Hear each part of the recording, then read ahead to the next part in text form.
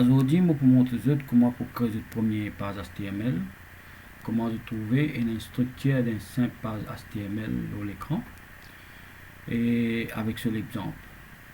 Et je vais vous montrer comment lire HTML, et c'est quoi une balise HTML, et qui est une balise qui nous est là, et qui se troll.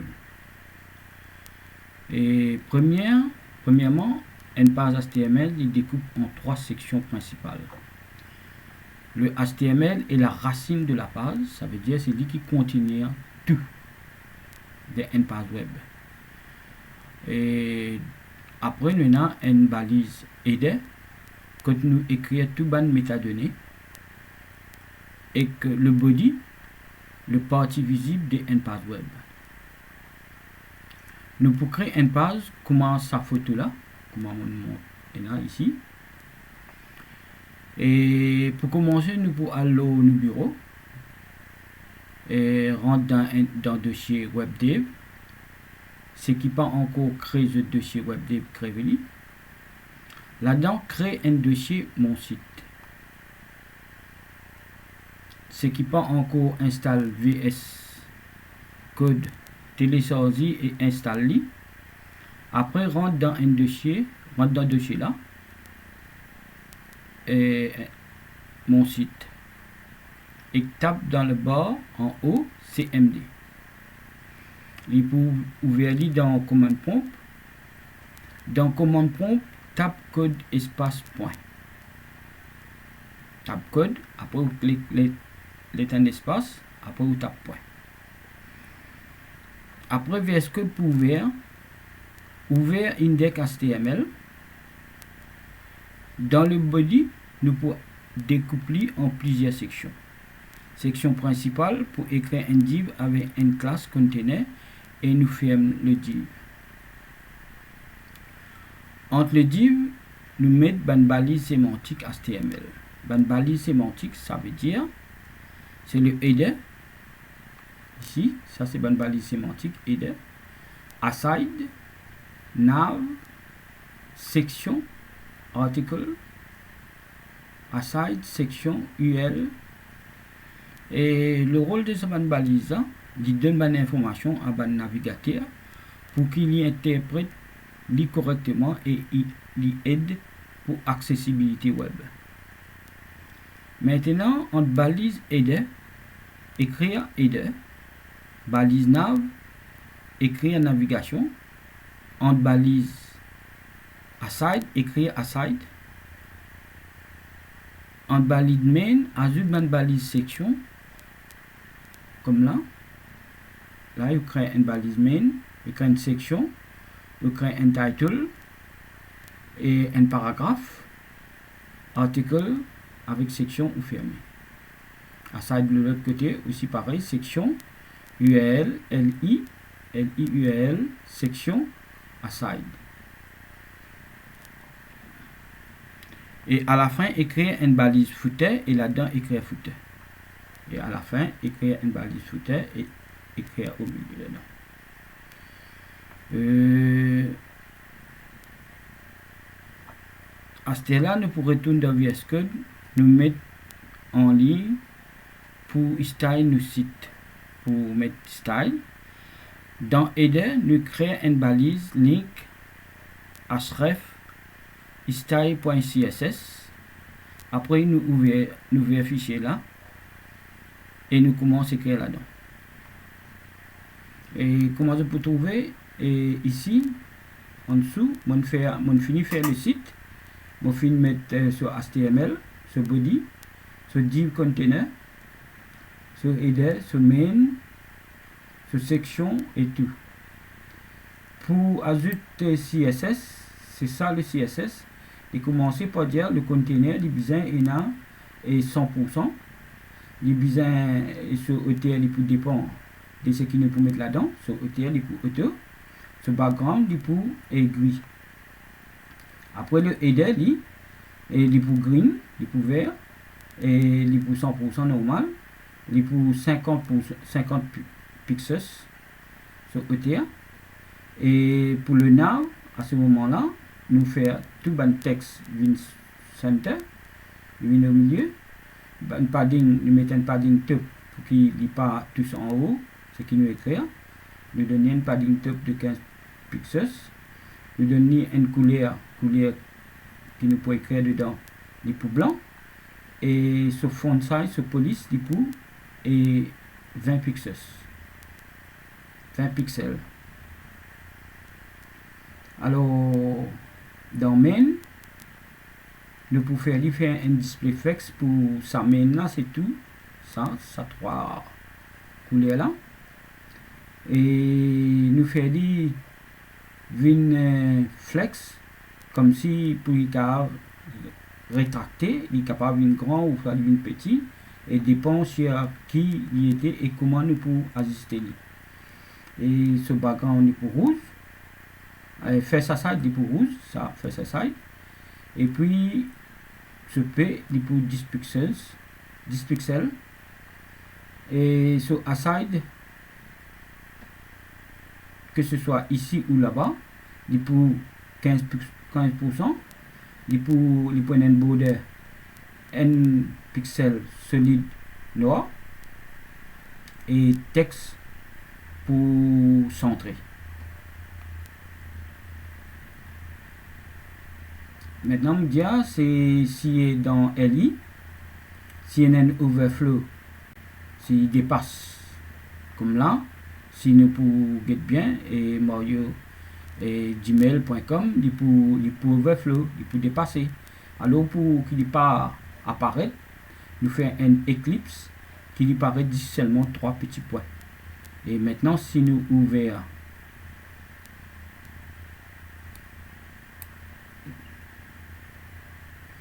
normalement, nous pouvons trouver et paraître tout. Là, normalement, on va faire ça comme ça, et voilà. Et trouve tout l'apparaître, mais par contre, si nous faisons une petite, il ne va pas apparaître. Et puis, dans CSS, etc. Après, nous donnons ce couleur pour main section. Et pour 70, ça veut dire si nous disons 15 plus 15% fait 30%, plus 70%, il fait 100%. C'est 100% l'écran qui peut apparaître là-dedans. Et ce 70% de ça l'écran là, il pour couleur indigo. Ce couleur qui peut écrire il pour blanc. Et ce texte il pour texte il pour centrer. Et le hauteur il pour 450 pixels. Après nous avons le footer. Le footer il pour un hauteur de 50 pixels. Texte pour align center pareil. Background pour bleu. Et couleur pour blanc. Et margin top. Comme si pour qu'il y ait tous là-haut. Ou sinon normalement avec un seul il y a une différence. On fait moins 16 pixels. Après, et footer, P line height 3. Et c'est pour dire qu'au lieu de mettre un padding, nous sommes capables de faire le line height pour qu'il y centre. Différentes façons capables de servir pour ajuster un élément sur l'écran. Mais ce qui est bizarre, il est capable line height, il est capable padding, il est capable margin, il est capable d'autres façons. Mais nous besoin assurer que nous faisons d'une façon qui lui paraît bien dans l'écran. Et à part ça, pour côté premier page HTML, je crois qu'il est bon. Pour qu'on t'explique c'est quoi le doctype, parce que quand je peux trouver en haut, quand il déclare une page web, il commence par un doctype HTML. Après nous gagnons HTML, qui m'a dit c'est la racine de la page. Après nous gagnons the header. Headly, ce rôle, c'est pour mettre des métadonnées, pour donner des informations comme là, en haut, vous trouvez écrit un mot code, mais c'est ça qui est le title. Après, vous gagnez pour mettre aussi un petit icon. Dans le body, vous écrivez un autre header. Ça, c'est une autre affaire, il n'est pas aide, mais il aide. C'est seulement, c'est un petit, un espace pour dire qu'à partir du body, il commence ça, et c'est ça qui lui aide de la base. Après, dans le header, il y a une navigation qui paraît comme tout site seul, il y a une navigation. Là, c'est une navigation. Et puis, il y a aside, il y en a un côté, là, comme ça, ici, c'est un aside. Et puis, il y a une section qui trouve au milieu, où lui est capable de trouver à l'intérieur d'un aside aussi.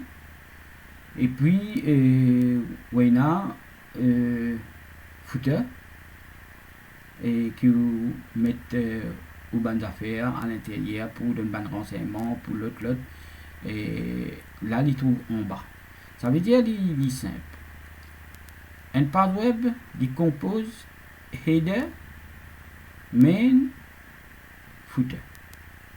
Après, dans main, nous divisons en 3, 4 ou 5 sections, comme vous voulez.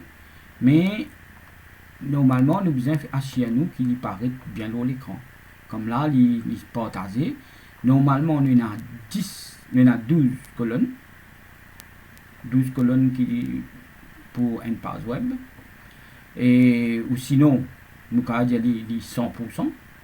Mais dans 100%, nous besoin capable et diviser d'une façon qui paraît bien.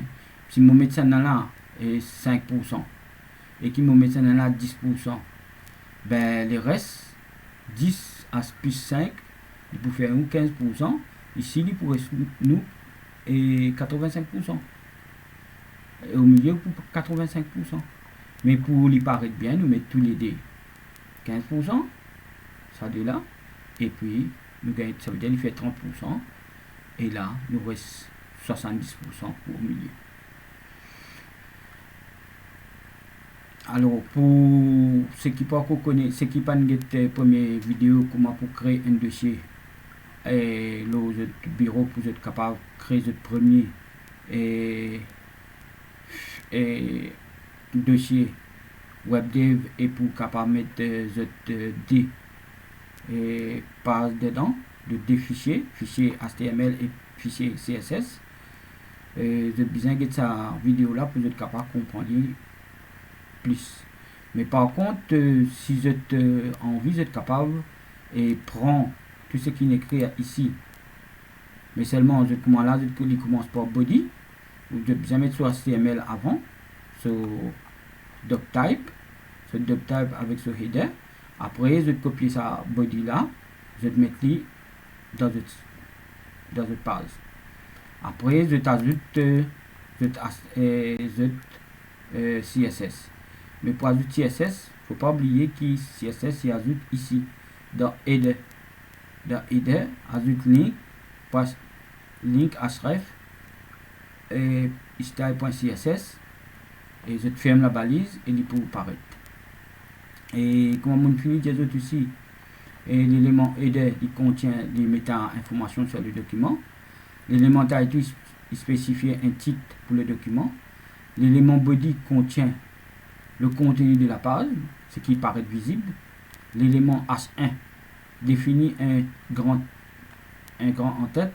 Ça veut dire ça, ce qui veut dire, ça c'est H1, que il paraît beaucoup plus gros que tout ce que vous pouvez créer sur un paragraphe, peut-être les 15 à 12 pixels. Mais par contre, un H1 il est beaucoup plus gros.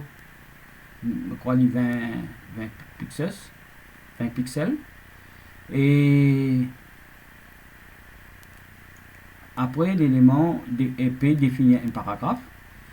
L'élément balise HTML sont les noms d'éléments entourant les crochets. Ça veut dire quand on dit une balise HTML, ça veut dire c'est une balise, c'est entouré avec un crochet, li ouvert et li bien fermé. Comme là, li ouvert, body ouvert, body fermé.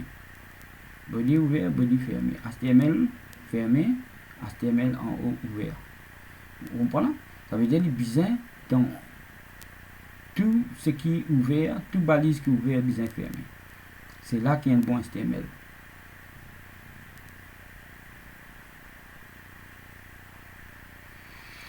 Et voilà, merci pour votre attention. J'espère que ça pour aider. Et si vous voulez créer une page HTML ou commence pour apprendre comment appliquer ce site, je vous remercie pour votre attention et merci.